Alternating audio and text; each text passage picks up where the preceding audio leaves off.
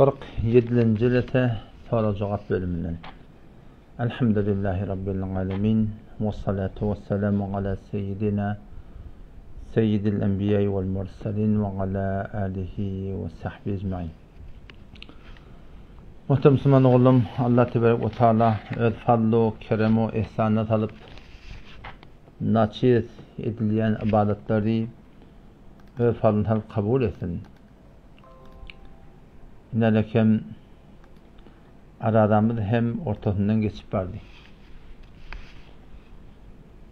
Kadim Türkmen ödülünde bir aydilen gurum var. Toyun bolcak gavi, aydın gelecek gavi diye. Sol adımda oğlan kan toy bolcak deyip toy bolya gitti ya savuluyor. Ayt denerken bu dik ayt gelecek ol hem savulup gitti ya. İnçeme toyları savuduk, inçeme aytları savuduk. İnşallah Allah tamamlarsa yine de barar. Yine ahir maksat neme? Maksat Müslümanda oğlum yerin aşağı. Bu dünya yüzüne gülümdür, cefatı köp bolup ahir zulümdür. Her neyse yaşatan ahir ölümdür, amanatcan tene mihmandır. Bu dünya yüzüne gülüm bi. Oğlan kan ululasın gediye, ululasın.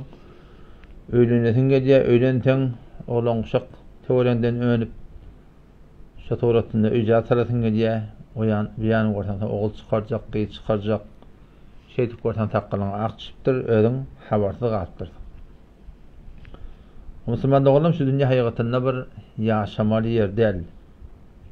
Dünya yaşayış becermeli yer. Allah Tebarek ve Teala bu dünya zindagi bir hakiki zindagi etmenin için bir adı yok.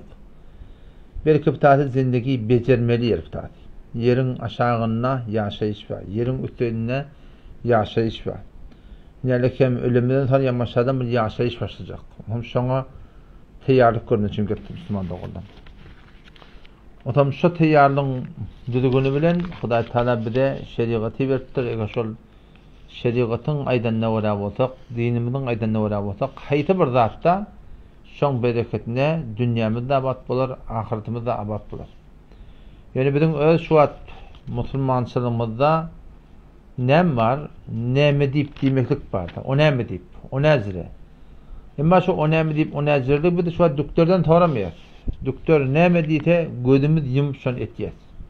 Allah bir acıdır, Allah bir derman ulata içmetiğin, Allah bir falan yok. Şol doktor aytti deyip teorinin akıle şonu haykıracak da olsa umumi suratında adamla başardanak mutakasısa aytti falan aytti deyip.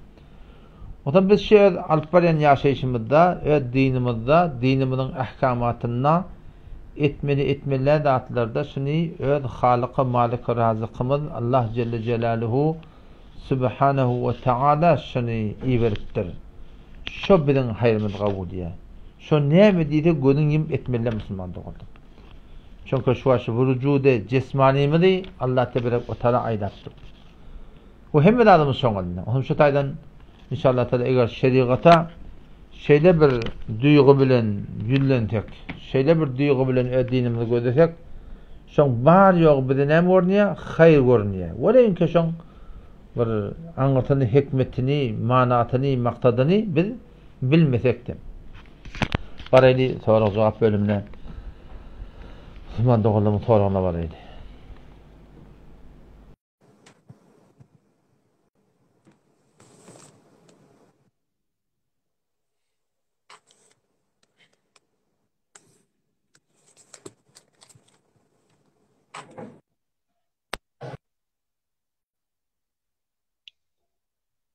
Esselamu Aleyküm.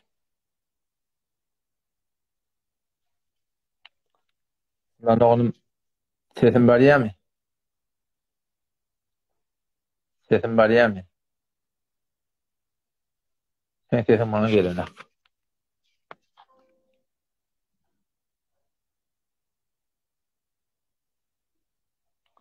Sesin gelmeyen.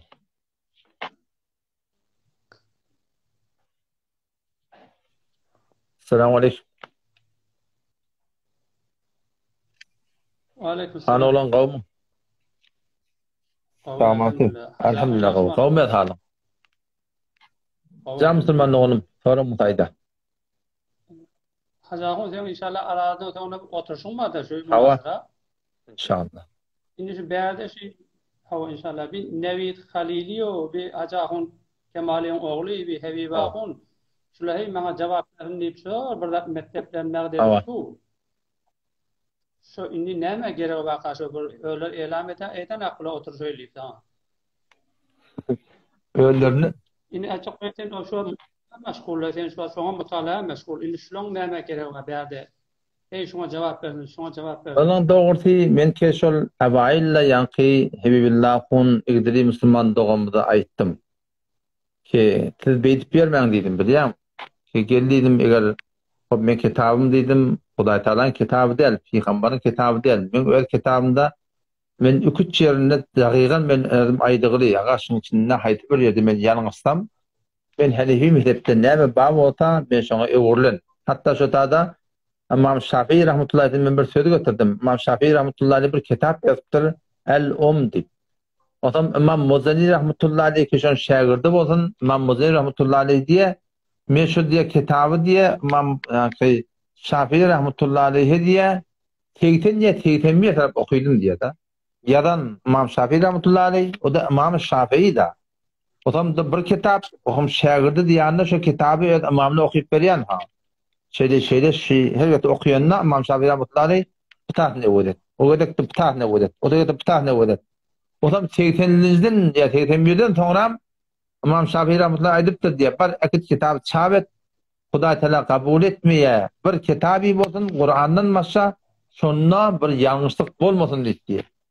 Otam men şol başta da Hebibillah ahun igdiri Müslümanlygymda aýtdym ki agay falany sen eger bir haýty bir muradyn mawata ki men kitabymdan sen düşünmän galan bolsaň ya men doguşyn düşündirip bilmedik bolsam bulady alfazdan bulady bala paýym bolmasyn yalan şamasyn gel bileje otur söýledim dostany otur söýleýin maňa dostany düşündirin inşallah indi şapyrdy men dogrularynda gurgurun aýtdym ýok muňa rady dämiňi dedim muňa rady bolmasaň dedim nädekem gynal galan gelesiz var dedim o tökünden soram siz dedim fulatyşdyn bir gelen elan edin dedim elmi suratynda otur söýleýin hususy suratynda dedim filmlerde bolar millete suratynda marahym şun dedim aýday dedim bizim forum dedim milleti internet harja goýup olahum burdat diye bulahum burdat diye bu millete dedim bir guruna salyp bermedi ben aýtdym dogry emma beýnadak da bula o guruna gulak atmaýarlar şo näme diýip bulan men taja ki men bilýän Hebillah konuşla şu kitaplardan hakkında oturuşmak niyeti yok bolmaly. Ýokdan oturuşmak niyeti bolsa bu forum marahym bir memur başyň şuruq wagtda şu wagtda mana bir aňjak dol gurun tabypdy hamana Kemal ýa-da taqdir otadan kepläpdi. Oňa bir dat diýmeli. Kitapda marhum Rezahun Nasiri Musulman bir kitapda oňa bir dat diýmeli.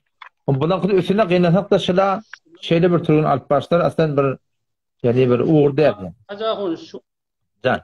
ümmette şunu dostlar oturuşamızda şu ben Hudaýla danışýar da işlerini şola şu forum karşınaşy etdiler ki mesela seni beher mehfi şu nimeden mutalaeden den alyp galdylar. Hawa elhamdülillah vel minna Allah Teala köp şükür şu var ahim yankı iki tane bahsin de mebahesleri ki 4 ahım bulup sularda oturup ayçişah diyişah Hudaý Teala köp şükür ortada talıp bahsetmek hem tökönli hem bedgatın guruna amadagy tapdyk hem de ol yankı var ahim mowludun hakynda guruna amadagy tapdyk ene kitap meşe kitap doli filmek şonak fakat şular bir ewlinakdy marahym joglaşdykda var ahim bir huzur zen tapmaly haýt kitapda näme balagyny elhamdülillah vel minna ola hop öldürün niyetlerine nem badır Allah Teala oýga bu ýelimde tarapdan munazarany şim inşallah elam amady kamil bolur Hudaý köp.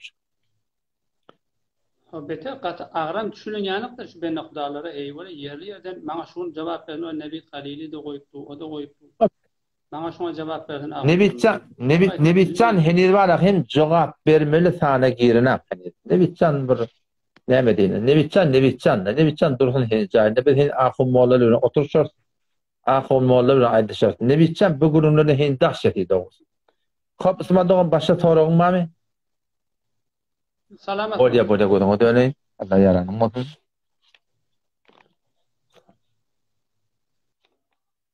Aleykümselam. Şerifcan. Jazakumullah.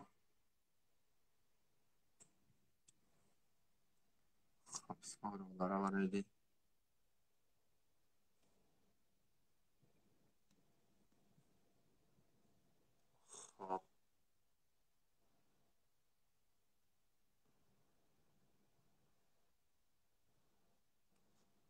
بدهني ده شو شهر فراغين ورمنا نقول كيف يا الله تديم شو قلت لسن استقبل مسلمان نوم بردا صارت برادم ما علوم حوزوی اقیمانی اون مقدیت فریدی شی قطبر خطر ده yani bir ahundan bir hakkani ulamalardan değil bu değil oturup ders almani onunla taalimi dinin ders vermekte kan hata olmaklığa sebep oluyor. Cümle şiori giden ümmet İslam'da yok değil var adam. O şeyden adamların adını suhufi diye. Sahifelerden de atladan okuyup varakadan öyle okuyup almadan cakotturlar. O zaman şöyle adamlarda yanlışlık beterken oluyor. O vaktiki yanlışlık ken olsa başka adamlarda yanlışlığa ken oklamakla sebep oluyor. Ben öyle şahsen sizden tecrübe gördüm. Şileğin başa girmekem, ahunçılığa girmekem, tefsiri kabulü'nün iki tarafta okuyup çıktım. Sonra elhamdülillah yol minne bir ecevakın hele tatlı okumanı gelin bizde. O zaman şu ustaddan tefsir okuyup durdum. Avvaşı okuyan tefsirin iki tarafta doğru ettirdim. Sonra ince meyerini bir yalnız düşünüptürdüm. Ve sonra bildim şey, dini kitapları dine bir ödün okumaklık adamları öyle kan bir hata okuyalım. O zaman şu da Müslüman doğalım. Ders haliyen yerine haberdar olmalı. Ders verecek badan hepin bir taalimi dininin bir hulata bir doğru tuğrutunu okuyan adamların elinde okuyup da şu tuğrutunu millete ders etmekle adet etmeli. Yoksa bunun hatası biter kem oluyor. Hem öğrenimin hem halkı katı bir günahkarşı okumakla sebep olacak.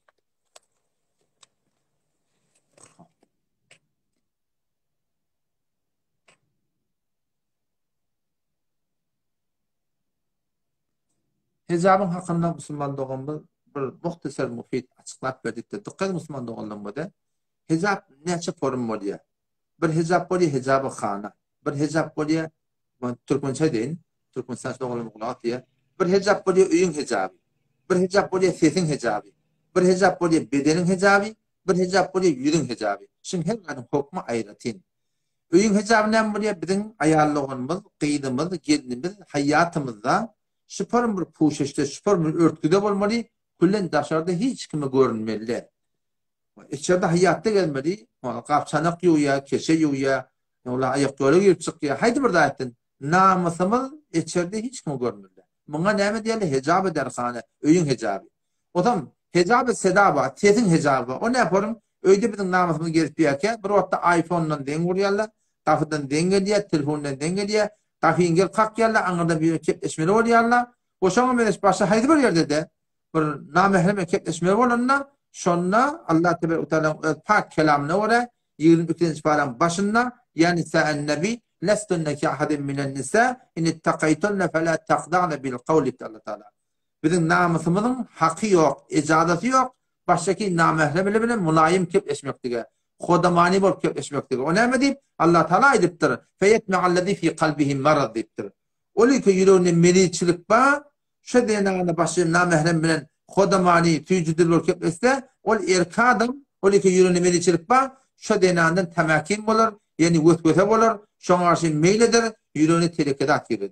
O zaman şimdi ayarlı olmalı. Kapıdan birbirine kepleşmeli olsa ya haydi bir yerde namahremle kepleşmeli olsa telefon bilen burada cevap verme olsa ellerini şeyler ağzının önüne koyup varahim namahremle kepleşsinler ya da çargıdın ağzına dolasında ve her sureti tehditlerini yükletmek gerek.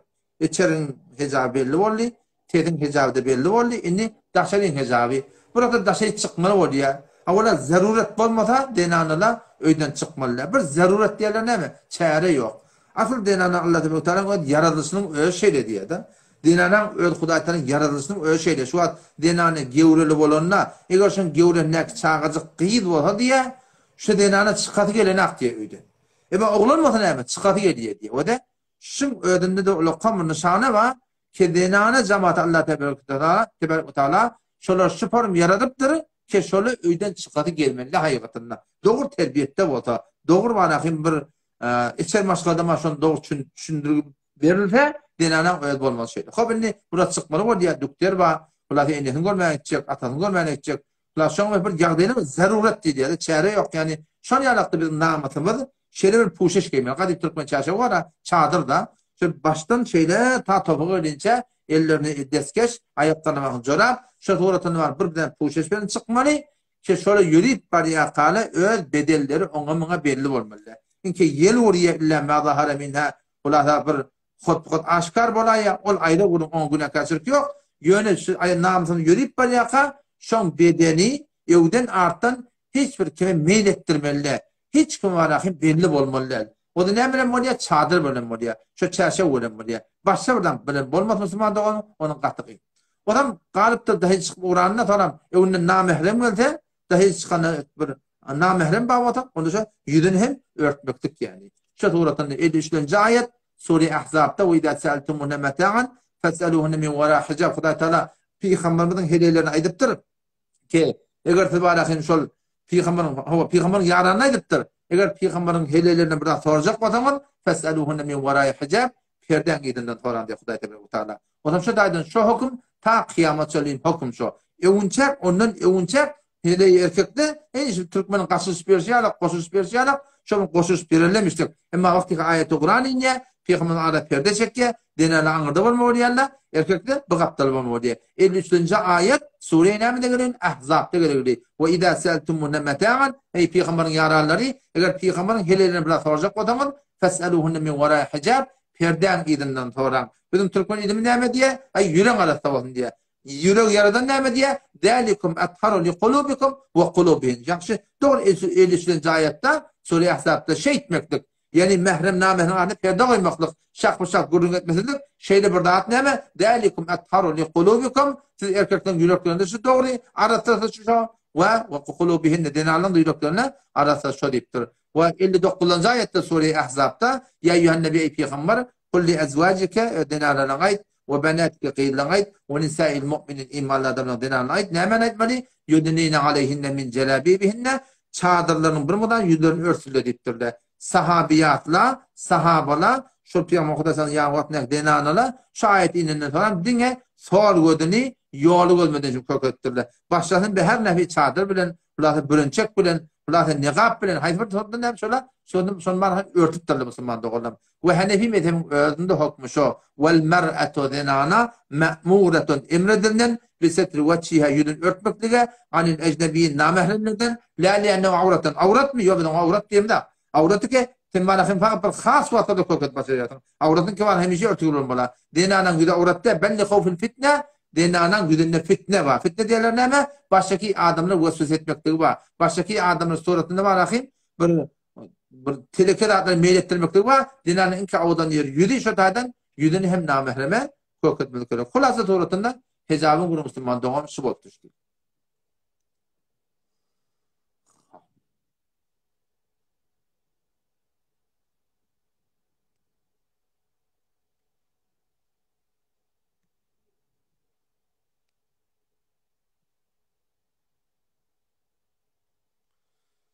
Görelim Müslüman doğumlardan. Alo, selamun aleyküm ve rahmetullah. Ve aleykümselam ve rahmetullahi ve berekatuhu. Sağım atıyorsun. Ustad kurun mu? Yarışmağım da. Elhamdülillah. Allah'a emanet olun. Elhamdülillah. Allah kuat versin. Deyitler hocam. Müslüman doğum. Sonra muhayda. Ustad ben oğlu diye baş bitiren diye ayarlığını versen olayım diye de. Ayarlığının garip olsa beter kuvvet yerden iki soğuğa versen. Beter kuvvet. Ayarlığın beşedi ki garip olmalı yani. Öğren bilen yaşap veren olmadın. Öğren yaşağını yaşap veren olmadın. Öğren bile olsa on burunda ayratin tatılıptır, durmuşa çıkıptır. Ayarlığının bana garip olsa ayarlığının versen iki soğuğa var. Hava? Burada şimdi çifte adam çekerlerini diyen ne biliyor musun Ustad? Hava? Şu adam çek ondan sonra eline sonra belenguda ol defede de biliyor musun? Hor katı geliyor biliyor musun? Onun şu eline dua net ki Allahümme Rabbe hâzi davete tâmene şu belengub belen ayet ya. Şu ne yazılıyor şu hükmü? Şol yanlış. Ne mi deyip? Çünkü Resulullah sallallahu aleyhi ve sellem şu duanı avvela bir öde okuyuptur. İkincini hofiyeten okuyuptur. Hofiy okuyulan duanı cehretmektik doğru de. Bu bir Peygamber'in infiradi eden duanı cemi etmektik doğru de. En suratında o da öyle namazı, ikindi namazı ne yapar okuyar? Hofiyeten okuyar. Çün hiç o da cehr okuyup olmuyor. Kat okuyup olmuyor. Çün ne diyeyim? Peygamber'in içinden okuyuptur. En suratında Vakti peygamber bir duani, haydi bir ibadeti bir şekilde edemmosa, şol ütketmen hakkı diyor. Omşa daydan o dua da peygamberimiz öde okuyuptur, bir öde okuyuptur, hofi okuyuptur. Oturdan cehretdi barahim, o baştaki milletin on amin demektigi, yaqinan hatta barahim peygamberimiz sünnetini bilen bir muvafık gelmeyedi. Yani her kim öde okuymalı ve hofiyeten okuymalı. Yani iki tane mescit var biliyor musun? Arası 50 metre yoktu yani. O da birin Belenguz beter defede biliyor musun? Beter defede onun adamına çıktı. Adam çıkınca Belenguz'un ne var değil mi? Duasını şu böyle okuyor. Ümmet ya beter nacurlak oluyor yani. Öyle insanlar ne koruyorlar. Havada sen elinden gelen yaşlığı tüycü mehriban molla ait eder etmehden çare yok. Goldeyandır da doğal anlaşılır goldeyandır aytmam ki.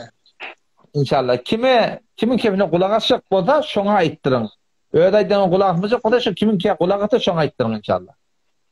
Ay öýle sen men aýtsam da näme diýär? Ay bir dua bilen muşkulu var, ele beri diýjekler daha.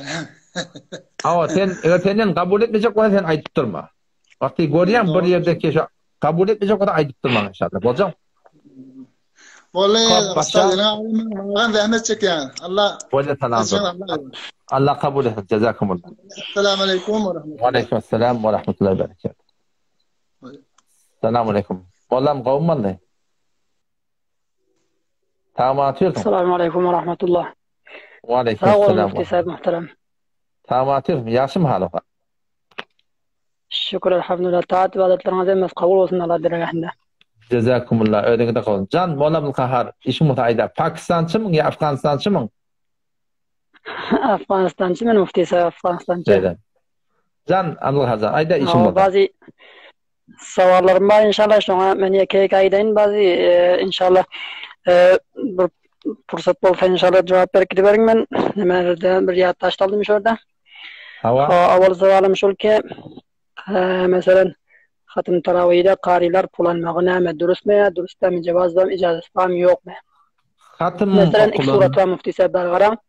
Hawa İki surat var ki men awalım suratım betawr cem'i mesela ilan ediliyor mescidde hoşyalyk ýerliyor aýlanylıyor mescidde menden öýde barşyk bir ba hoşya mesela betawr mustaqim qaryň özüne bir berýärler da eline berýärler ýa kesini taşlıyorlar şu merdimin içinde ahwal porsiye edip hatım halas bolundan soň şollatlar qaysi iki suratyň ikisem durustmy ýa bir surat durustmy ýa hiç durustmy şol awwalana eger hatym okuyma bolsa qarileň awwal başdan öz niýetlerini taplamaklyk gerek. Diňe Allah radi bolsun diýip okuymaly. Hiç bir pulun dadyň gurruňy dile getirmän Hudaý saklasyn. Inki gelip de barak men palança aljak, palança bermeli maňa beýle şey diýse, beýle bir hatymda ýarym ýa sogap ýok. Emma Toram qari halis bolup, muhlis bolup, diňe Allah rady okuyda, şu qari eger kömekleşmeli bolsa, şu qariye gabatdan yekeligine öz eline betde kömekleşi bermeli. Munda bir irat ýok. Emma eger qariye kömek berjek diýip barak, şu doğrultunda mescitten elan edip, muňa bir barakym bir deserhan bir zat ýazyp, şudan pul üýçürip, şuňa men barakym şu doğrultunda berilse, welenki qari we dilap albata da şu form alınýan pul ýüreýi haramda aslen doğurda. El-ma'rufu kel-meşrut diye Hanefi mezhepte. Vakti iyiliğin arasında burada orf bolupdur. Doğru kardeşim men dilemek diye da şey diýerler da. Bir de dilemek diye. Milletim öyle dilep beriyor diye. Hanefi mezhebinin bunyadını el-ma'rufu kel-meşrut ba. Vakti iyiliğin arasında burada orf bolupdur. Burada etmektir. Şol eyni şert eden ýalyk şu taýdan barak eger şu suratynda eger qariye pul berýän bolsa, o qariň şu pul almaklygy, o şu milletin şu turdan qariye pul bermektigi iki tarapda günäkär. Ol okuyan hatımda da yarım lira sogap yok. Qariye berjek miňin sadece gurun mescidin adamları ölleri hususi turatında öl yekeliginde 4'den bolar 5'den bolar 10'dan bolar öller gurun atıldı öl arlany üşürtüldi qariň hesabına goýup göbertildi. O suratında irad yok. Emma bunu cemmetçek bolsaň munda hiç bir sogap yok. O kandy günäkär, alan da günäkär, beren de günäkär. Hop başa? Ha meşga Mufti sahib men şuna sülen muhtela bol botir manşi jerin meten ertaşım hatmda inşallah halas bolýar. Ha şunu şunçin tora botin ki sizden şuna awana mişe inde maşlar jemla boti hatta mana şi jeramşlar jemletde. Awana şuna hoş bir yerde iki adet var eken şödüm jemla berýär eken bulara qariya be tawre hususiyen qariň özüne eline berýär ekenlerde. Qaysını Hususi olsa Xuda ben hususan mening niyetimden Xudavandım öyle haber mufti sahip. Elhamdülillah mening niyetimde mesela şurada bir ustadımız da aşıl mecbur etti meni şurada gazım olmasa aslan değil. Hiç yerde hatım okumaklık hiç bir nemem yoktu.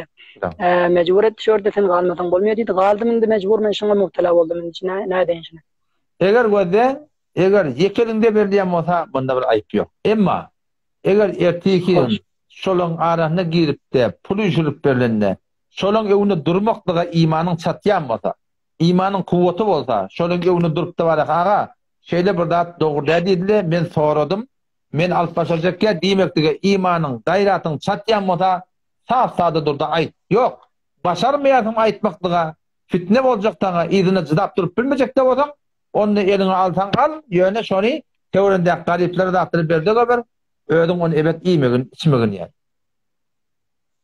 İyi biçmesem ben şu an mesela ölüm kitap aldım nehilik var. Kitap aldım ölüme cevabım yok mu? Yok bolmar. Gariplere ver, ödün al. Niyet sevabım bolmasın, hiç bir garadan bolmasın ha? Berekellah. Niyet sevap da bolmuyor. Çün alıntılı da oldu. Başka? Beli. Mufti sahip başka bir saval var ki şurada mesela İsa'l sevap bilen hatım tanavı ikisinin ortasında fark var mı yok mu? Hava, nezire?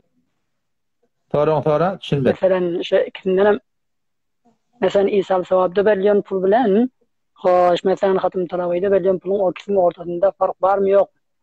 İsa'l sevap edip ne beklerdi? Mesela hatım okutuyor, iğneltip mesela hatım ettiriyor, Kur'an-ı Şerif okutuyor, pul veriyor, nan veriyor. Sonra da oturup işte dua et yerler mi?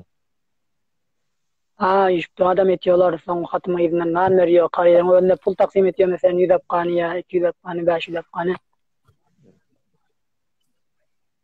O da Hendiye'de.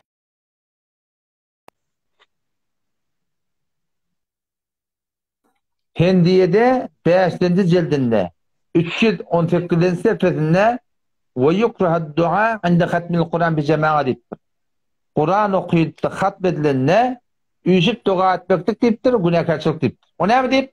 Çünkü Resulullah sallallahu aleyhi ve sellem sahabana şey etmektir diye. Kur'an okuymaklık bir ibadet. Kur'an okuyup da sevabına ölülere bağışlamaklık bir ibadet. Şu ibadeti peygamberimiz ediptir, bir öde ediptir. Bir öde okuyuptir, hatm ediptir, bir sevabını peygamber öde bağışlaptır. O zaman şu da Hanefi mezhep boyunca hatm-ı Kur'an edecek deyip adamları üyüşürmek doğru değil.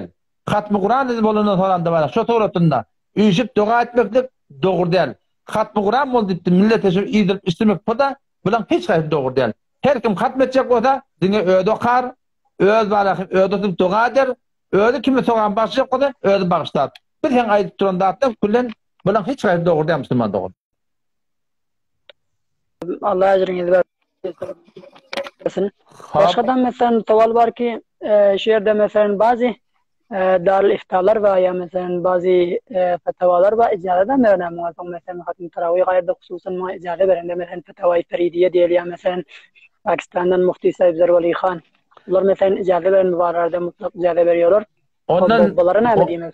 Ondan men haberim var. Mufti Zarwali Khan rahmetullahi aleyhi. Şayet tahkik eden olsa bunlara mende muhakkik alim, mudakkik alim de bunlarda. Mufti Zarwali Khan sahabın eden marahim ayetken gurunu men haberim var. Her vaxt her zamanla ulamaların içinde teferrudat var diye. Ulakon ulamaların teferrudatı var diye. Ona Zarwali Khan rahmetullahi ihtiram fiilik zayında ama umumi suratında Hanefi mezhebin ulamaları Allame Şamil rahmetullahi adamla şunu şoförün fetva verirdi bu da doğru dedi. O teferrudatları ihtiramını kenara koymak olur. Hop sen dersten sonra sordun.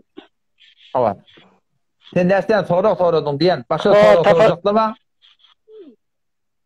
Say men bir dakikalık vakt verin.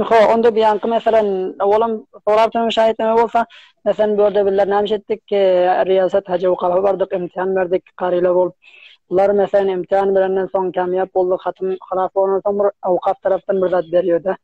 Mesela 5.000 Afgan, 10.000 Afgan, bu ne oluyor? Onun dürüstlüğü yok. Bedûnes hiç kujitin derhast, devletin öyle veriyen olsa İslami devletin ona size bir hakkı yok, iradı yok. Mufti sahib başka bir saval var ki mesela İsmail Mevta barada sizin memanizden kurun. Sema mota hakkında öyle eştiği esmeyen hakkında avval tefavütüray ve bizim etiqadımız ustadımız aysine ola kabrun düğününe hayti bir vat Allah Teala manakib iradeden vatında hayti bir öyle Huda Teala eştiram var. Buna şahit de var ki bizim ulemalarımız gayet. Hoş. Allah kamyab etsin inşallah. Her vakit hemen bir muhlislarımızdan mulayım inşallah. İnşallah soruyorum. Biliyorum nasıl okuyorsunuz. Ben şundan bazı tevalar ettim inşallah. Muzamet olmasa başlarsanız başka vakitlerim bana şu gecede ben orada geldim. Kudamanım özüm yeter etti. Kudamanım özüm inşallah davet etsin kamyab etsin. Cezakumullah. Selamun aleyküm ve rahmetullahi ve berekatuhu. Ve aleykümselam ve rahmetullahi ve berekatuhu. Cezakumullah. Suma doğum kavmun. Assalamu alaikum. Ve aleykümselam. Sana atıyorsun mu? Xudoga shukr, arabalarning qabul olsun. Doğan kavlun, öğünde kavlun. Camsıman doğum, sonra mı hayda? Axunnayi sizin anan. Hava. Hele. Hava. Adeti mahanasının vakti oluyor, doğru değil mi? Hop. Yani arada tutsak deyip borç satıyor. Hava. İşgal var mısın? Yok, işgali yok. Ecazı veriptirler. Denanalar ki aradayda hüvvetleri var. Ki aradayın hemmetin arada olayın. Aybaş tutma, aybaş bolmayın. Şu derepli kurs derme atmaklığa ecazı var irad yok. Hop. Axuna yine burada sen kitabını ne çil oldu yalanına? 11 illa oldu. Oğlum başta ben şunun kullum peşleri gözleyen ne axulun peşini. Doğru. Men yaşlı perde yadına düştüm mukaten kitabın içinden ayıp tapmana diyen. 11 yılla birdim iştikşila diyen. Hava da doğru bilmedim. Ularda bir tertip bir yola oynadılar. Ularda mantığını alan talan atarlar şunlar. Yokum oturacak adam. Müşkül yok. 11 yıl oturacak da olsa şu form qıyıq çıkartıp vermelerdi de. Biz bundan oturuştuk. Ulamalı bilen ularda muhtelif üstler suan oturuştuk diyenler. Oturacak çım olsa, aytacak çım olsa, bahsettirse çım olsa, husus suretinde gel akınım ularda dostanda oturacak da olsa, ilmi turda münazir çıktı olsa biz ondan kaçan neydik? Ularda şöyle şuluk ettiler mantığını bir bahanalar. Ben heyran kaldım. Sen her neyim feyzi uğrayan cevabiye amanullah yolma. Cevabiye kitab amanullah yolma. Ben dedim gözüme diyen eşmat yardım edeceğim olsa kavu bula diyen. Ola gazi yetkene biliyen mi?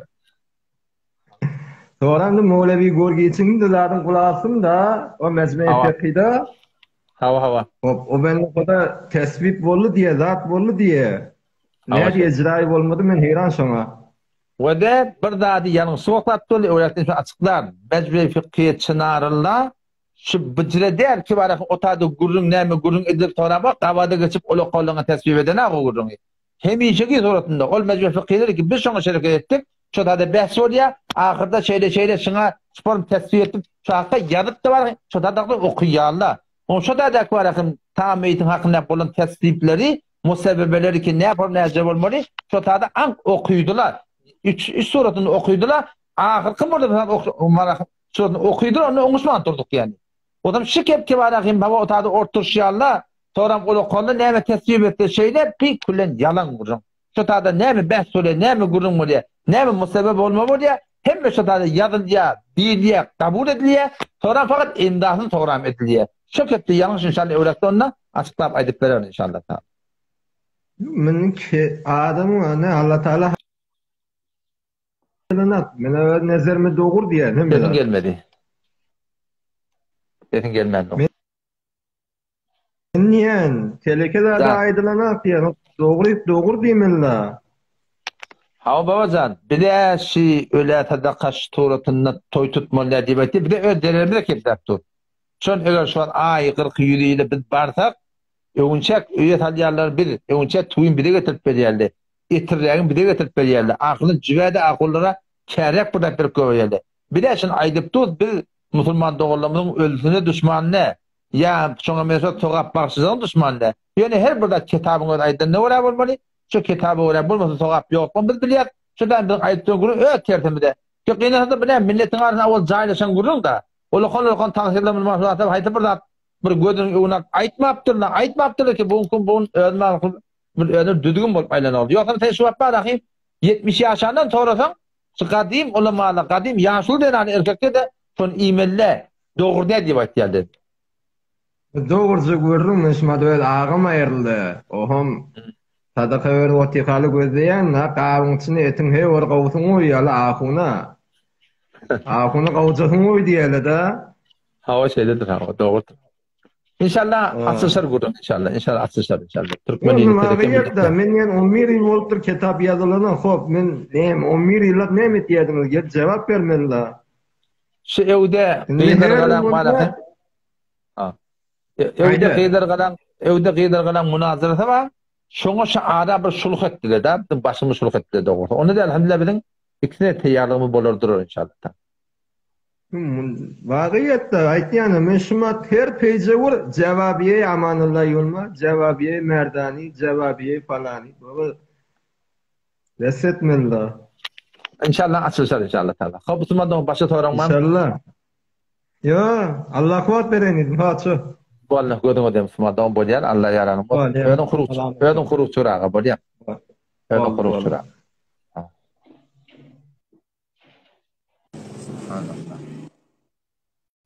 Müslümandan aradan galbatyn laga sevimi gödüň ödeni.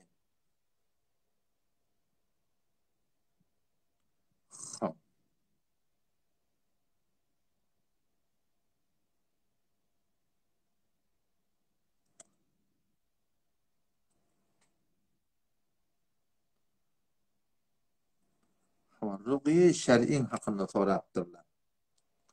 Ruqyy dip asy şol şüplemeklige diýdi. Adam ki bir öýde okyp özüni şüplesin, ya başga bir adam okyp şonu şüplesin. Adam şuň hakynda ýöne faqat bir kimin gafsyndan barýan, şonu gödemeli. Sen şu doga aljak dip barýan gafyňma da, şu toratynda şüpletjek dip barýan gafyňma, şol adam iki şu taýda barahym men doga berýän ipdi, şol adam şeriata wara bolýar. Şeriata wara bir möjek başladym aýraýdy. Sonra maňa molla metin başlar film mezramat diýär. Ya Allah. Şu kadar bir edep botturlar. Senin delilleri ýok bilýärmi? Dilin gaşyr xana medel hadi başaýlar.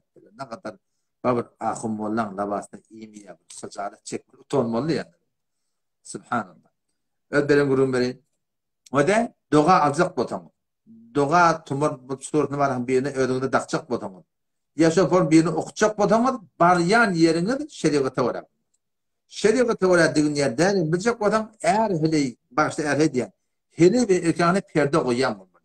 Eger perde goýmaýan bolsa, şeýle bir adam tarap işan modun her kim modun ol adamyň gafyndan bir mukda boldy. Bir de derýän Müslümandan boldy. Hele jamaata işanlyk ýaraşmaýar.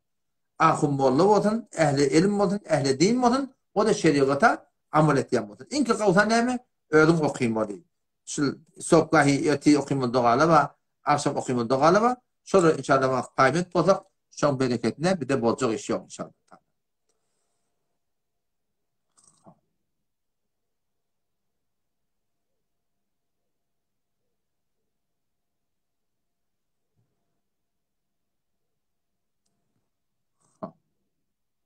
Nebit Müslüman doğumuz hen bir okuyup ahut son almadı oğlan, adam kən yerlerde yine taktı yanlış gittiği doğrusu. Tıkaydın bir Müslüman doğumuz sorattır. Ölen adamın miratını bölmese ay şon günah var. Ölen adam ölüp gidipdir. Onu miratı bölmese, miratın bölmesildiğine şu ölen adam sebep olmadan. Burada hatta elip zamanı bölüp olmandan bolsa. Hayır bir yağda döreden bolsa ara gurun sanan bolsa. Bilen gitmek ya. Onun şoňa günahı bolar. Emma yok. Eden işi yok. Birden de tarfatay marahim gidipdir. O adamın günahı yok. Ýöne bir gurun var. O da hadise diýär Peygamber sallallahu aýdypdyr. Biziň şu borç berişimizden ferişteler biziň ölümimize haber berýär. Onu taýda etdiler, bir de taýda etdiler. Biziň borç berişimiz olar ölümine haber berýär diýär. Otam wagty ki biz taýda mirasyň haýdy bir ýagdaýda oňuşman getip ýa-da biziň şip borç erbet ýagdaýymyz olara haber berýär. O şolan şu taýda barahym murata bir ýagdaýa düşmekligine sebäp bolsa bolamyr. Şu taýda inşallah taala säý etmeli şoň hakynda çalanlajak şeriatyň öz uğruna göre böleşden hep inşallah taala diýilmeklik gerek.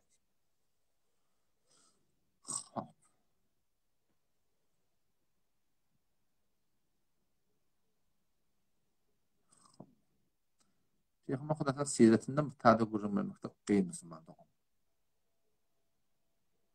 Tekdesin hakkında erti inşallah. Şayet şiirde de kurun. Erti koylar inşallah. İnşallah koylar.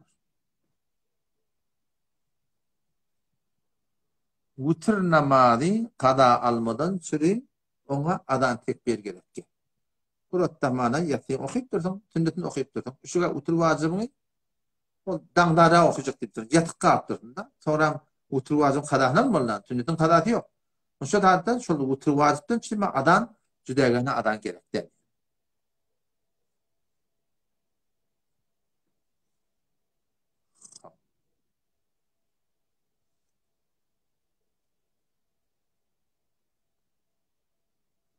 Zekatın hakkında gurrun beter odak gurrun Müslüman doğru. Zekatın hakkında ben bir beren gurrunum ma inşallah şu story koyarım. Ağır gurrun diye de kän gurrun Müslüman doğru. Hop baraydı tak. Kim muhtemelen şahay ihsan-ı sakabi. Nova nurayet demekte. Kim muhtemelen şamali. 3 nefer buraydı.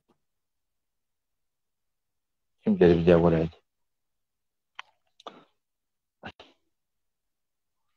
Esselamu aleyküm. Esselamu aleyküm. Selamünaleyküm. Ve aleykümselam. Ve aleykümselam ve rahmetullahi ve berekatuhu. Tamam atıyorsun. Şükür elhamdülillah. Yaxşı. Molacan alan aldı. Elhamdülillah kabul. Sen Müslüman oğlum. Sonra mutayda. Molacan şıl geçen gün pijinizde bir zat gördüm de. Tamam.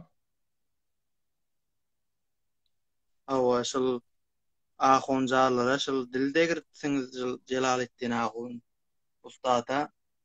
Şoňa bir näme diýdin jergelanda bir gelin diş görüpdir. Şo mollaň özüm yalan aýtýar diýipsiňiz. Muny aýtýyşyňyz gowy däl ka. Ben otada Celal Karim men adım tutamak. Zady ne demek? Ben bir beren gurrunma. Şu beren gurrun şo ýaýratdy. Men de şoň hakynda eýni adyny tutamak, zady ne demek? Men gurrugum berdim. Soram onu getirip şoňa sepläpdi barahym eýni şoň hakynda beren gurrugum etdirdi. Men ol işe demek, başa adam etdir onu. Men adyny tutamak, zady ne demek? Hawa. Ya Molacan gayrat etşil şol ustaçalara dilde girmen durda. Öldür degmese men degen nedir? Öldür degse gatyp çykan penjara bolar ýöne. Şolara sen tapşyr eşdiňmi? Biz degmese degemde. Ýöne degsene biz gaýgyrmak diýär. Ola degýärle, he orany gawy degýär. Olan degýänden bir habarymyz bar. Ýunja ýok da, siz oňa degipsiňiz de. Ya bäriň wada men aýtýan wada men degemek. Men degmese degemek. Şu açady men Ahundan Gurapur'un adını tutup görünmürdüm. Öde övünçe başladı. Senin ahun tansiyonun adını tutup görünmürdüm. Öde övünçe başladılar. Sonra mühendisler akı bir tane Toygucu ahun tansiyonun adını tutup görünmürdüm. Öde başladı. Çeşmeli ahun tansiyonun adını tutup görünmürdüm. Öde başladı. Öde övünçe başlayalı. Ben başlamak. Sen şu tahtını anlayacak olursun. Bolar inşallah. Bolya gecen. Bolya Müslüman. Allah yarar. Pervan başladım yok işte başa bir adım. Umumi soru Müslüman doğumda dikkat edin. Ben ahum mollan umumi sorutunda adın tutup hiç beriyen gurum yok. Ben doğruca şu toruktu da falanat doğru değil. Bilmem falanat doğru değil. Ben fakat Hanefi belirttim. Başardığımı da öyle. Kitap adı sırf aydıp beriyen hiçbir adamı başar adı tutamda. Ama bir de karşı duruyanla var. Şifrlata ağram düşüyenle var. Şöyle öyle at tutuyorlar. At tutanlar da bir nihayet bir edebi bir at tutuyorlar. Kulüpler ovadan kavmalıya falan etmeliye. Bunun ağidafta olur. Sıra at tutuyorlar, pavş ediyorlar. Sonra bir de ne mi? Oturayım mı? Ahun canına aydıptır diyor. Ya Müslüman da bir de cevap verme oluyat, ihtiramla cevap veriyor. O da şu da şu noktadan ağlam. Hayti bir yer demek. Umumi tarafını yüde tohunluk kıl. Hayti bir ahun ağını tutanmadan Evuçaşon at tutan yeri vardır. Evuçaşon yamanlan yeri vardır. Evuçaşon Yahudi yeni bırak diyen yeri vardır. Şona mesbol Müslüman doğan bir at tutamda elhamdülillah.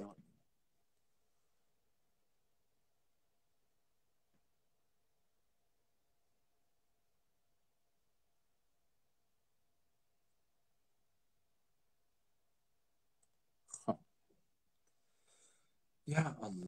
Kabul et. Selamünaleyküm. Ve aleykümselam ve rahmetullah. Hala olan kavmin. Salam aleyk. Ahunlarda qavmin yaxshi ma'lum. Ve aleykümselam. Elhamdülillah kav. Sağma atayım mı? Roda ma'lum. Sağman Kav. otayım. Kav elhamdülillah. Camsın bana. Allah kuvvatda. Var Kabul mı olun aradın namazın. Amin. Öyle de kavlu. Dua kavlu. Allah kuvvat versin bir hastana vaşit diyeyin neydim ahunlarda. Tanrı yarkasın. Cezakumullah hayran diye sana selamet olun. Başka işim olsa ayda. İşim var mı? Başka işim var mı? Ahunlarda arada girenne hele mi? Hava? Öyünde mehman geliyordu evvelinice son baş bitiretin biz vermeli mi? Yok o cüre görüm. Aradan evvelin. Yok yanlış gördüm. O cüre görüm. O sumat diyeli arada girenni öyünde mehman var 4 nefer 3 nefer son baş bitiretinle diye sen vermeli diyeli. Yok. Yanlış gördüm. Doğru gördüm der. Aha, bu baş bitiren açtı ben sumata. Şu adını beri 25 oldu. Nefer var, her kelle başında 25 oldu. Çünkü beri var. Oğlum bir yaşındaki oğlanın olsa ona da vermeli mi? Fark etmiyor. Dünya gelinden sonra bir gün olsun. Dünya gittir ama sonunda da verme var. Aha. Hava şey. Oğlum son vezin olsa mesela bir direk bolsa da vermeli mi? Ne yapar? Yok. Vezin kavu olsa vermeli. 20 mısal kıdıl meyan 100 taliban 20 milyon 130 milyonda pul var ya. Şu miqdar malın mı sermayen mi naqdin mi ularda televizyon, laptop da şoň üstüne orta şoň yetecek bolsa şolardan bermeli. Yoksa bermek gerekli. Ha, masinin olsa vermeli ona. Yok, minip bere maşinin olsa bermek gerekli. Minip bere maşinin bilen bir aylık maşin bilen aylık olsa vermeliler de. Yok, o da vermek gerekli. Şu yan kaydan maşin minip beren dadın, batur minip beren dadın. Bu da hesap edilmeýär. Nagdy duran pulun, tatçak deyip duran koyan dadın. Ularda laptopun şurada hesap etmeli. Şu 20 kan kıymetini yetýärmi, bermeli ýoksa bermek gerekli. Ahunayı sen näme bir zat goýupdyň. Millete deyip durun yektesi uryan deyip durun. Bir şey hoşçakalın. Bolya bazı bolya. Allah yarabbim. Hava Müslümanlar. Millete yektesi urtduran. Hava Müslümanlar. Hava dedim. Millete imtihan etýän deyip durun. Näme boljagyny näme etýänini biljek bolup deyip. Ben şey dedim mi? Millet sen näme diniň dogrusyny aýtmalar millete. Millet dedim ben şey. Millete diniň dogrusyny aýtmalar näme? Ya o da Müslümanlar. O da meýadi men kulağa. Beter gaharlanma isteýärmi? Gaharlanma men gorkamayın bir wagtda. Şu bu adam bana beri çıkayda mı bir wagtda? Kulağa meýadi. Men millete dedim ya şahuna dedim mi? Eşýän sen. He? Şu millete dedim ya ahuna dedim.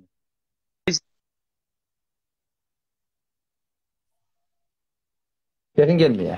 Qaharına orap qurban boyna qat bol. Sen jetkende o işleyen diyen. Jetkende o işleyen sana qaharlanıp bolmaýar. Sen şu boltursun qaharlanmaň gory. Men millete tekde siwurýan näme demek? Şol ahunaga qurdum dedi. Yo men millete bir tektesi urýany gördüm.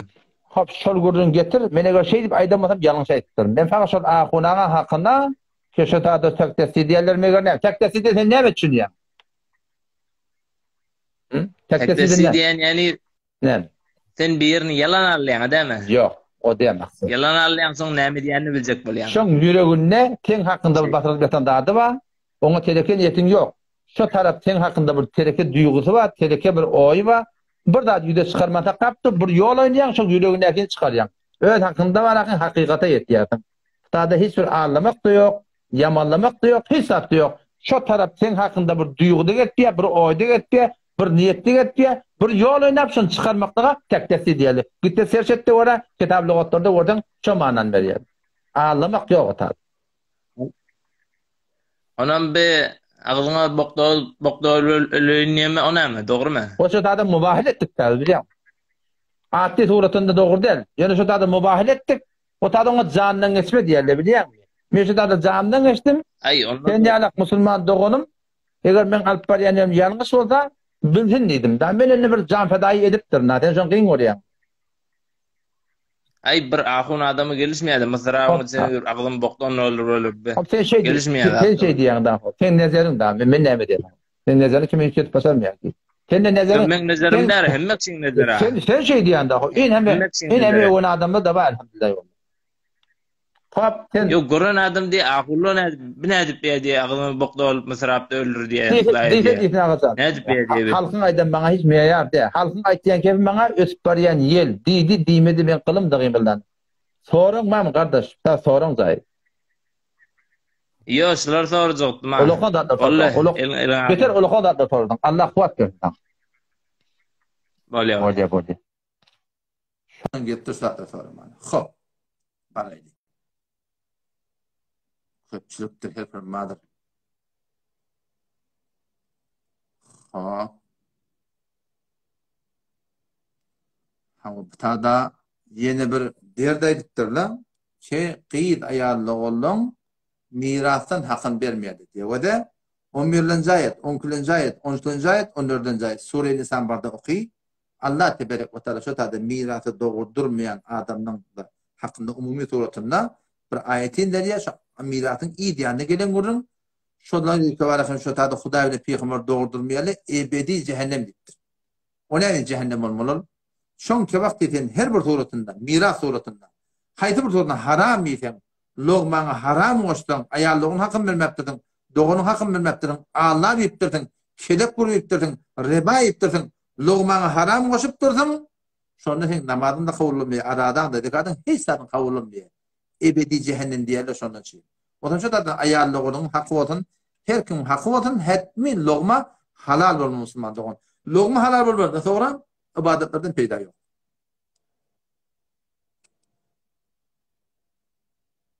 Sünnet namazdan kâratı yok. Elbette biri göstersen hepberden günah kesiri var.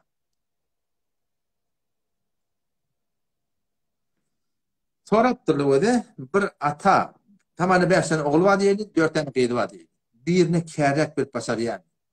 Eğer şu ata kârek vermek yönünde hemen bir oğlu körfe kârek ettir, kârek kurtarır, tehlike ettir, kârek koruma ettir.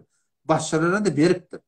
Yönde bunu oraya bir modar kârek veriyor. Tehlike'nin için, hormatının için şunda bir irat yok. Yöne ataları ulukan netiqatçı ki dünya mal hem sen oğlansan 9 senenin öptür. Bir inen görünen tüy manahım bolupturlar. Bir inen manahım tüydün emtirler. Dünya mal derepli oğlan uşağının adı kini kudret oklamak. Den paylan hayhine parrak becekte basan olar suratında gane edin, radi edin. Şu suratında inşallah Teala malını da oğlan sana paylaştır.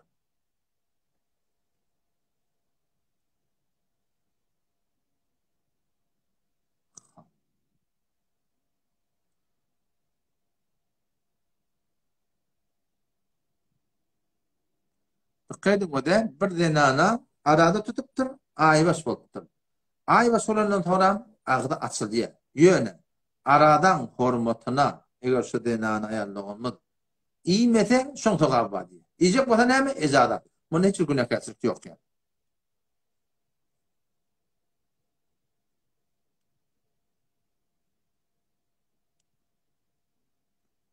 Bir Müslüman doğumuz Moğollan manah nevektir. Akun ma, molla va, takir va, kari va biliyor. Kari şu Kur'an okuyan diyor. Mollanda şol mele doğulcu diyen manada olan mı?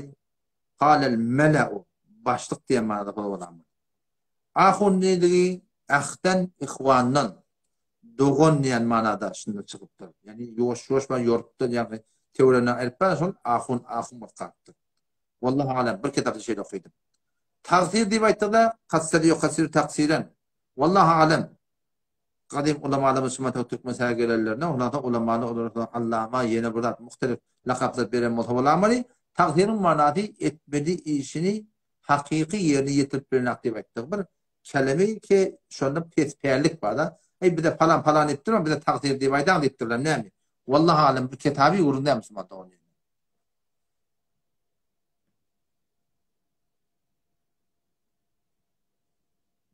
Mescid-i Mekke'ye zahadan yani koca kardeş onu şehit vermek olur. Hemin töre gelin dahtel akıyım.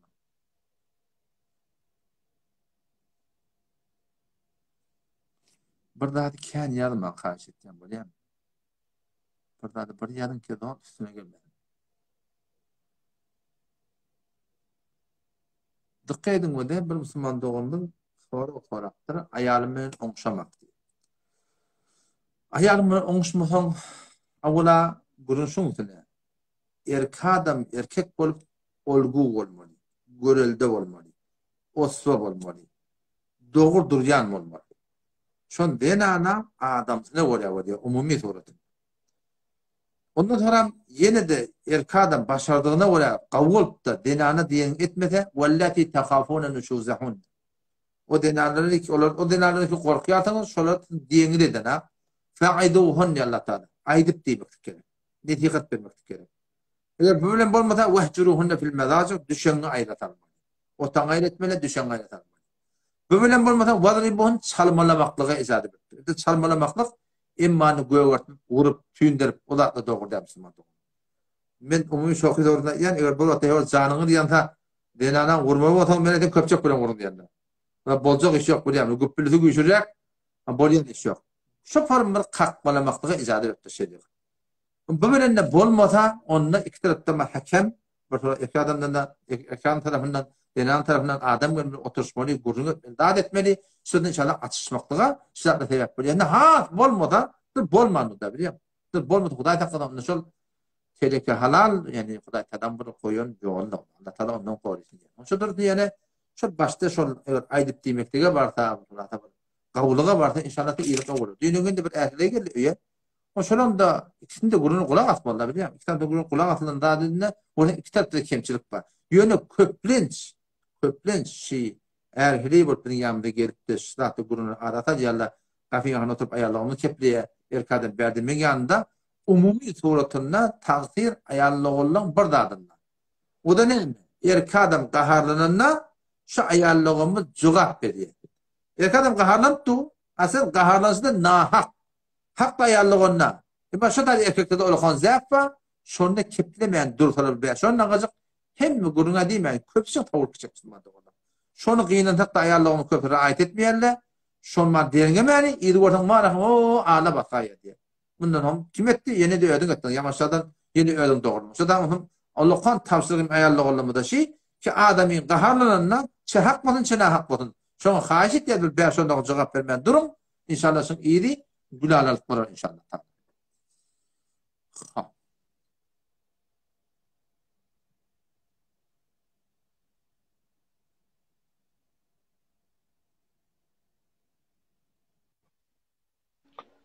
Selamun aleyküm. Selamun aleyküm.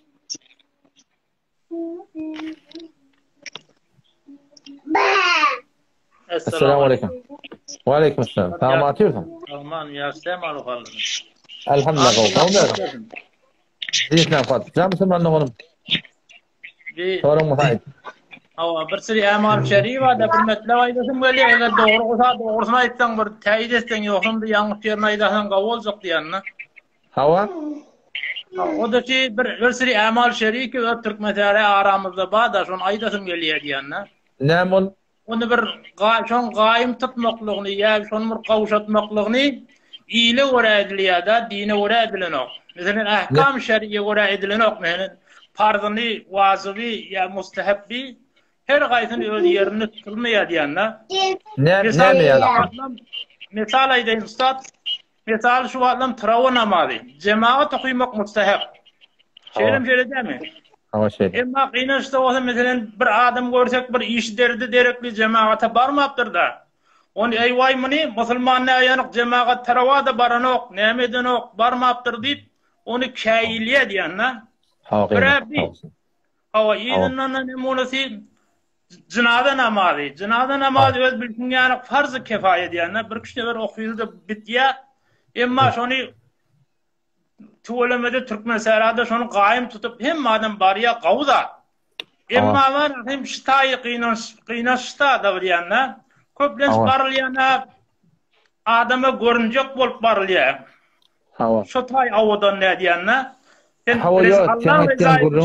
Allah'ın rızayeti için barmalı, iyil için barmalı diyen de iyilin rızayeti için Sen Ola aytsan bir gurun doğru gurun vagan kıynantakta şeyle namaz cemaatın hukmi, 5 şot namaz cemaat hukmi, eger biri janta keyfi kök namaz cemaattan gata, şol adamın okuyan namazında togap yok. Ona ehmiyet berene, harawa namaz keten cemaat ber okuy, ya bir ödün okuy. Cemaat okudan togap kerrek, okuymanın bunu günah kesiri yok. Ona şu kadar ehmiyet ber diye. Ya şu zinadan namaz diyalak. Zinadan namazın manışı doğrusunda var, bartan togap var mı? Günah kesiri yok. Kıynatak da buradan hakkında kemçilik beterken yani. Tada olur yol mataliyanna bizim bir umidli bir doğatımız var. Odam ol damat bolonna Fransa ahul üjüptürle.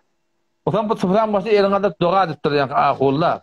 Odam bu da bizim şagirdimiz bu doğru deyip oturam olmalı. Yol mataliyanı völvöl oktadı biliyor musun? Bir völvöl oktadı kardeş falani elin aldırmaptır doğadı. Falani elin aldırmaptır. Odam bizim otada amani bir ağamız var ona haber veriptir şeyle. Halani irin aldırmaptı. Baba irin almatı yaxşı.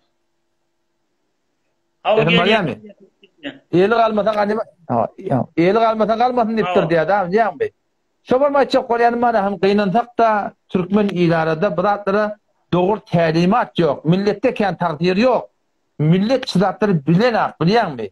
Millette eğer bizim milleti bir de ikin namazdan sonra yatsı namazdan sonra şatta aydıp durun ulamalı bağ olsa doğru düşündürüp anıma bağlı var ya, bunun her ayının özü ulakon bir duygulu adamlar olacak da. Kıynen da bizim Türkmen ilimde zaten aydılmıyor. Şu namaz cemaati, ay mescide bardan sokap. Barmadan neyme? Aydılmıyor. Takkal koydan sokap. Koymadan neyme? Aydılmıyor. Hecab rahat eten sokap. Koymadan neyme? Aydılmıyor. Şu aydılmasılık kıynen da bizim milletimiz kent kavuşalığı kıynen. Ustad yani şun aydanların teyidi derim ben bir sin ettim ştazon aydayn o men tamam oldu diyarına. Men özüm jibadın mescidin seksi diye biz pallyas kaseli seki diye. Şu tadı gözep durduk yan taşığına mescidin yan taşığına zinada oldu. O benne Hudani zayladıla gelile deslap zinada o tuvaleme qav siladıla diyanna. Emma hemin şu cemaati ki mesela zaylak gelili köplen zaygada şol yankı çadırın kaptalını du öyle namaz şekilli. Öğlen azan şekillenine Allah şahittir. Bir nefer şu cemaatın içinde mescide karşı kayıtmadı. Bir nefer. 2 tane mescid şu tada du. Ya da kıynançta o da 2 de bağışlış tayinaydın. 2 tane mescid kaptalını du. Näme diýerler? Şu çadırın içinde cemaat kurýarlar. Ay sen ahun, ýewçik, ahun sen ýewçik diýmel, ýöri mescide gideýin, mescidi dolduraýyn. Jaý bolmasa bir tada okuýyn diýmeller. Kıynaşda o da tersine aýdýarlar. Tersine aýdýarlar diýene şol o çatadaky imam bolýan ahun mollaly tersine aýdyp gaýtam, gel ştada cemaat kuraýyn diýýär. Takdir ahullarda kardeş. Millette eger 5 takdir bolsa şun 95'i ahullarda. Ahun başarmayanlar ahun ettirle. Başaryanlar da köpne %98'i aydana millette bilen aktan. Ne? Allah hidayet etsin. Farzı eyne varmalı günahkarçılıktan vasmalı. Köp sokaba varmalı. Farzı kefayanı hop bar bilmesen de halekini sokaptan kalan adam yönü biz günahkarda şu dağları hiç mi açıklamayan mukadiyen? Bizim köp ahullamız hatta köp hücrelemiz illa maşallah. Ol millet hidayet etme dursun baba. Heni öz muallatını hidayet et bilene. 10 yıl elini okuyuptur. Heni şu 10 yıl elini okuyan muallatı Hudaya orada, Peygamber'e orada, hesapta, takkallah, edepte, terbiyette. Beter daş yatip. Hidayet nereden gelmeli? Ola ayı 47 yılı ya haram hükmünde o muallana gidip idiriyerler. Emin kavlu olun. Yılı 10 kaç, 2 kez bir 10 yılda bir 2 kez yerler. Adam alım nereden döremeli, takva nereden döremeli. Diğerden haydi vermek. Allah hidayet etsin. Esselamu aleyküm ve rahmetullah. Ve aleyküm selam ve rahmetullah. Helvan kavmi har. Selamun aleyküm. Ve aleyküm selam. Kavdam ağırlı. Tamatım, zamzam. Ağırlı olsun da. Doğan kavmi, evinde kavmi. Anladım. Zamsın Allah'ın, ayda. Hafızcan, bir 2 tane sualım vardı. Bilgisi bir adamın ayağı önünden öngüçe ayrılıyor. Şunun bir malenvalı var.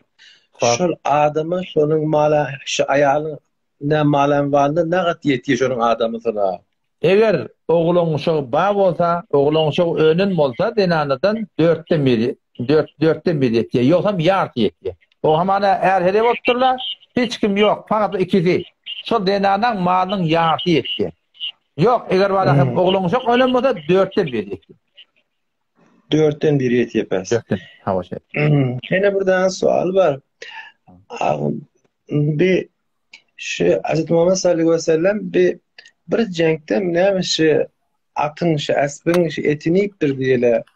Onun şunu içinmiş onun bir neyme deyip sonra mesela şunu mekruh tahrimi ettirler şunu delinin ya mesela bir ala xerguş yanık dağıtılan tavşan yanık dağıtılan eti neyme deyip mesela delil ya beter mekruh tahrimi yolu diyeler. Ve de gurunsun üstüne Resulullah Aleyhisselam'ın eden işlerin gıbalına sonuna gelen kepler muhtelif kavullar var. Şu muhtelif kavulların içinden fukahalı bir fetva veriyorlar. O atın etini onun gurun güçürerek tavşanın mekruh tenzihi. Yani iyi meten kavi. İyi de halalcak. Onda kendi gurun yok. Yani atın gurun gayimrak. Yani atı iyimelerden inşallah. Yok şu adet onu söylesem öyle iyiptir diyende şunun hatırına. Şuna etken o da iyiptir diyen gurunda var. Başka şuna mukabele başka da deliller var. Ondan bir öyle medhebinde şu fukahalın şu deliller veren başka hükümler var da dine bir kep yok. Şu kepin kaptanı başka da kep var. Şu başka da kaptanı da kepe oraya fetva veriptir şun iyimellerdi. Dine bir kep diye şu. Ne kadar ha kep var şun hakkında. Hava şeyde. Ustad bir mesela Allame Şamî da ya mesela başka ustadlı var. İnni şu olan müştehitli vadatlı var. İnni şey ilmi kelamda İbn Haldun'la var doğru değil mi? Hop. İnni şulan mesela haykı birinin sözünü öne çekip şulan mesela sözünü kitaplarda dağıtlarda ya bir bahste dağıtlarda bir nedir mustaned edip bilan hayat qavi oluyor mesela bilan asna senetleri dağıtları kepleri dağıtları. Eğer bişler mesela şu gurunlarda indişler ne mi diyeler bişler gurunda şimdi piş geliyor da. Mesela farzen Allame Şamî gefini ya mesela Allah tamam Ali Qari'nin gefini olanında mesela haykı bir gefini öne basıp öne sürüp oluyor bu tada. O da işte Hanefi mezhebin ulemaları 7 tabağa. Çok üçüsü var akhim müştehid mutlak ama adam yalak. Müştehid mukayyet dedi ikilene şagir diyalak. Müştehid fil mesail diye defedekilerden birisi mesail cedid var tabıldır. Sonra mesailini istad ettirler. Sonra onun da ashab-ı tahriş bir cemaat var. Ashab-ı tercih bir cemaat var. Onun Hanefi mezhebi öğretisinde şu ashab-ı tercih var. Yani var akhim şu defedeki ulemaların aydan keplerinden ya cedid mesailesini muhtelif kavullu olanlar şuna fetva vermeli, muftabihi, şuna amel etmeli, şol ulemalar, şol ehli tercih ulemalar burada diyene, şuna kefine kulak atır diye. Onun hakkında behteri zat ne mi? Şu dar iftarlarda da ki yazılıyor ya, basit fetva kitapta yazılıyor. Şöyle umumi suratında, şuna muftabihi kavul yazılıyor yani. Şolara oraya olmalı. Ashab-ı tercihe oraya olmalı. Yani işte Allame Şamî ashab-ı tercihten mi olayım ya? Müştehid fil? Ashab-ı tercihten mi olayım? Müştehid fil mezheb de ashab-ı tercih bir şey oluyorlar. Müştehid fil mezheb ashab-ı tercihten mi? Ustad men onun hene buradan sualım var. Başta vaktimiz alyan şermende. Bir İbn Teymiye üstünde mesela inni bir dostanı ol ne var İdri ve ne Kemali mesela o sözlerinin zatlarında ola ki İbn Teymiye'nin öz kitaplarından diyelim mesela onu diyelim biliyor musun? Yani siz mesela Allame Şamî yaratır muhtardan zat uyanır yani mesela ya tipten fergateyn dip diye biliyor musun? Allame belki Ağa İbn Teymiye mesela öz kitabında ne medat deyip bir ki böyle bir hatta böyle İbn Teymiye mesela bir o durlar alıp durlar. Gurun şunu o da mensup kitaplar var. Mensup diyorlar ne mi? Bir sürü kitaplar yazıp yamanlayacak olup orada ara ihtilaf koyacak olup şu kitaplar şunun adını yazıp paylaş koyvertirler. Hamana ben avval kitabımı öyle mukaddimesine getirdim. Allame Şarani rahmetullahi aleyh men tahqiqim bana dayak yazmışam Karım Dehmun da adamdı. Allame Şarani rahmetullahi aleyh öl hayatında bir kitap veriyor akiden hakkında. Şu kitap bila nispet münafıklar yola çıktır. Bunu parç etmeyken, sahabı parç etmeyken münafıklar şu kitap değiştir parç ettiyerler, alem cehanı yeylet diyorlar. O şu da ulemalar şu kadar haber ettiler. Falani kafir oldu hüküm ettiler. Ne oldu? Haber etti Allah Şahraniye ne oldu? Kardeş kafir etti. O ne dedi? Sen kitabı dedik diye.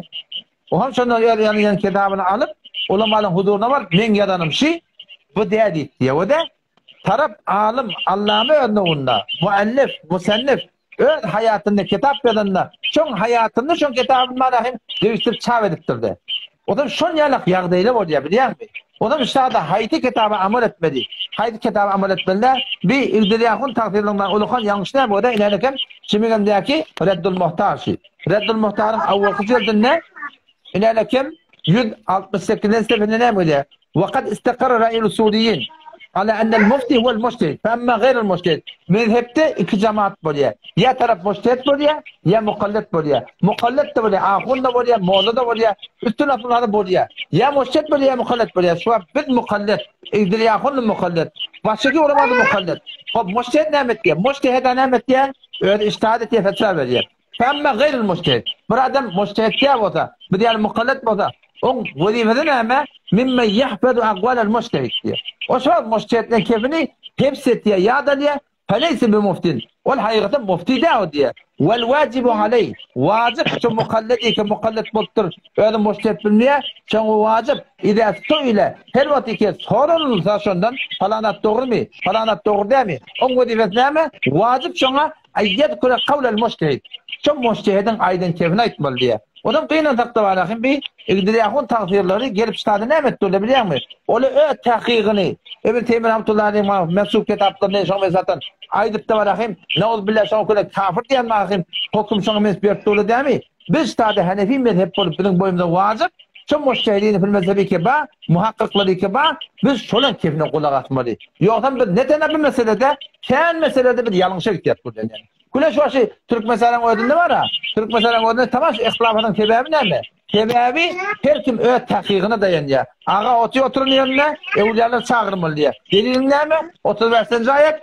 Sure ayet Kur'an, Sure Maide ve tevlil vesile diptir diye. Bak Torhan takdir kimden aytdiyan? Niýeden aytdiyan? Ödünden aytdiyan. Öz duyğusuna göre aytdiyan. Odan şu daydan şundan ulukan yanlış şey. Bil vel vacibu aleyhi bir yalak mukallidlere vacip ide söyle her vakit gibi sorunsak öz aklına, öz fikrine, öz tahkine aytmakta izadan yok. Ayyed kule kavlel mujtehid. Kim mujtehidine kemin aytmalı? Odan şu İbn Teymiyye rahmetullahi hakkında mujtehid aydıptır. Hatta yankı İmam Mevlana Hayr rahmetullahi aleyh. İbn Kayyim bil iktibar kana min akabir ehli sünnet. Ehli sünnetin kolu kollarından ve evliya min hadil ümmü şu ummetin evliyalarından etti olarak. Odan bizim mujtehidlerin öyle kollamıdır. Sizin gurunetlerin şahsiyetlerine Huda Teala veli deyip durlar, Şeyhülislam deyip durlar. Ama bunu tahqiqine oraya gitti varaqim. Şunu yalan şahsiyette varaqim deyip durlar. Ve bunun ediplerin yanlışı fakat bunun hakkında de. O şey ediplerin yanlış bütün Türk mesela ara gurunun talandadı öyle şey. Ne metiyerler? Öz iştihadına dayanıyor. Öz tahqiqine dayanıyor. Öz duyğusuna dayanıyor. Hanefi mezhepte muhtabihi olmadı. Allah şu bir Darülfünun'da okuduk da, Darülfünun'da okuyanda şu kitapları gördük gelip şuna hakkında geçen ulemalar ne ediptir deyip. Tahqiqi oturmayardın yani. Odan şundan yanlış şoňtuna qıynan tap. Sözüre. O dünümünde acaba Kemali tafsirleri, Geldakun tafsirleri bir klipinde doğumda bir Hacıga Hudaverdi Kari durdu pura da onun Selefi diye var bir tek narahat buldu diye tanıyor musun Hacıga Hudaverdi Kari? Yok, Hudaverdi Kari min hevre qawtaniyan şundan da Hanefi mezhepten difa etyen adam ve gır mantığı kelaldı biri. Şuna mes gurun tapacak da oda şoň karşı diyen adam bir Hudaverdi Kari. Bağın bir kabil ihtiram adam ömrünü hizmet edip duruşu kelaran gördüm dağında. Bağın şu Selefi'nin göz bağın bir biter değişti bir narahat etti bir hakikat. Allah da mahvettin Allah. Amin ya Allah. Selamat bol. Abi sen eline alma sağ ol. Bu dünya memnun. İki dünya habat bulun. Hoca böyle dua kıl. Selamun aleyküm. Hoca. Hadi kurul sıra. Aleyküm. Hadi kurul sıra.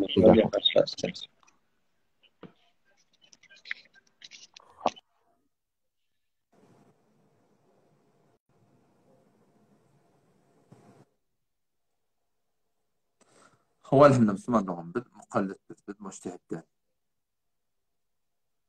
Müslüman doğanım Göğe men başardım öyle getirttin. Ama bir şohuyla bu da hakikaten ayağına talak deydi. Dikkat edin o da üslat var. Şohuydu yok. Şohuydu ciddi. Bir son talak Müslüman oldu. Şu kelimenin dile almalıydın. Şu kelimenin teorinden barmalıydın. Şuna barsam sonra bak kıryan. Bir gırtana düğsen böyle, iki gırtana düğsen böyle, üç gırtana maran sonra düğüp böyle. Ola kan idir ağlaması. Müslüman doğru. Şu kefe ağzında alma. Aharın göndiye narhap bolyan, hayta bir ahiren gurunu bolya da şu kefe ağzında alma. Şu kefe kolaylaşman ki mun idin cöbrayet bıktı katı kıyım bolya Müslüman doğru.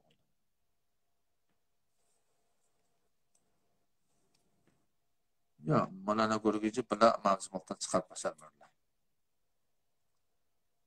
Guşiden Kur'an okumaktan süreyim, ona erğal yanında Kur'an mı?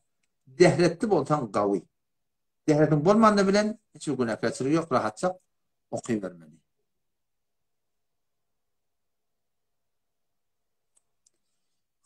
Böyle başına bir tane var.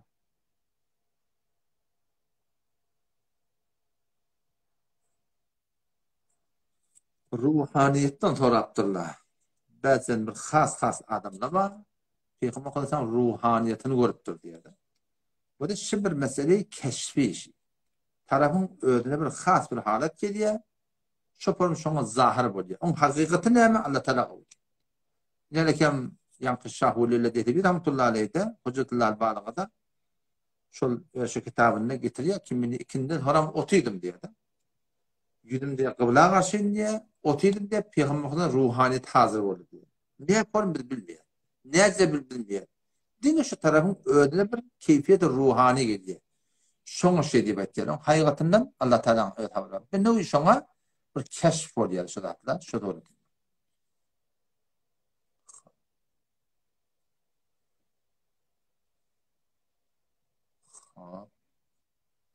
Orayı da bilmeyen tavırlar. Babam içinde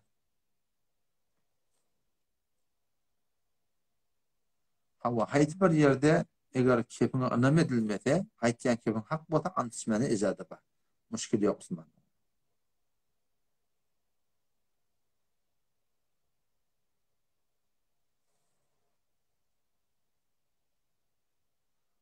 Telerlik imancık arada tutmaklığı da izadı var. Elbette sünnet şu ki telerlik ihbar suratında arada tutmaklığı inşallah. Hop Müslüman doğru. Tağatta 12'den geçti. Allah Teala kabul etsin inşallah.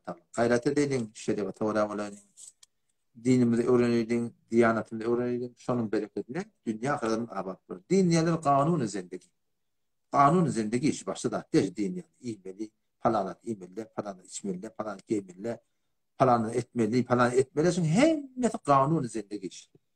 Şu zat-ı kimliğini seni yaradıptır. Şol düdüğün koyuptur Müslüman'da. Şu düdüğüne uğrayıp bolsak şunun bereketine dünya kadar abap bir yokum da dire çıkacak ödümez. Arak içmediptir ödüne derim. Kumar oynamayıptır ödüne derim.